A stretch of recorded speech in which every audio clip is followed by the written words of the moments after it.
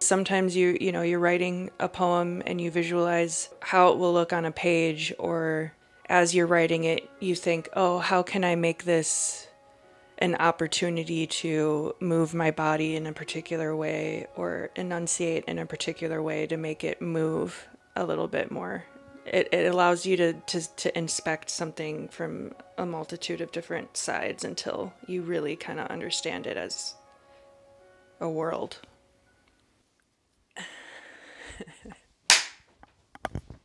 My name is Chelsea Tedeschi, and I'm co-editor of Pitymilk Press. It's really hard to know what part of what art, where that ends and where the other one begins. I don't really view the poems, writing them, designing a book, performing them in front of people as being separate parts of a whole. I think it's all kind of the same.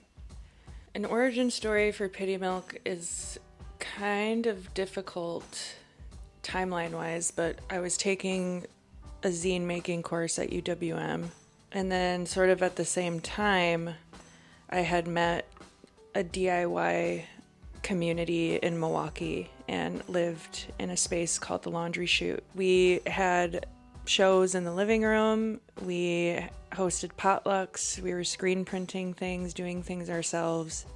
I met Edie. They had just moved to Milwaukee from Chicago, where they were making books under the name Plumberries Press. So that, alongside my class at school, gave pretty cool examples and sort of jogged my inspiration for hand making things. Around the same time, we organized the Midwest Small Press Festival. We did have 2 in Milwaukee and then 1 in Kansas City. Book fairs were happening around the time. There are zine fests around, but what we do is something a little bit different, where Pitymilk sort of rests in between the zine and chapbook. So the fest was to sort of meet in the middle of those two cultures. And that was impetus to make it something real with a few releases. Pitymilk is an extension of a creative energy that didn't have another channel.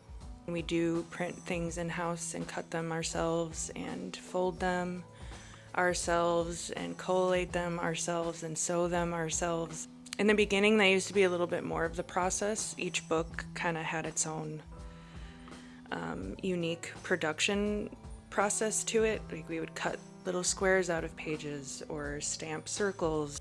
Pitymilk really wants the reader to feel us when they interact with the book. The paper is really important, how it feels. The covers should be, durable, but also just like pretty.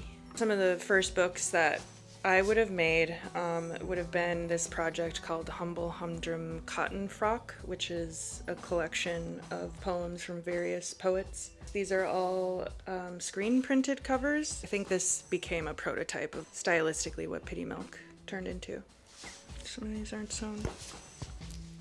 Poetry is something that I feel needs to move. It needs to enter spaces in more intimate ways. Pitymilk tours because we still want to feel like there's a possibility of meeting people organically and in a genuine way. We don't just want to connect with people over screens. We want to show up in their living room. We want to invite them back into our living rooms. We want to create a network that feels like it can exist outside of the internet. I think that's the ethos of how it started in 2010s. Anybody that makes a thing and wants to share it, it's the way that the world is set up right now, it makes it very difficult to do that and do it in a way that doesn't feel empty. I'm really proud of Pitymilk. It's become a means to move around in the world, to meet poets I wouldn't have otherwise met or worked with, through touring, through tabling in different cities, to curate things here in Milwaukee.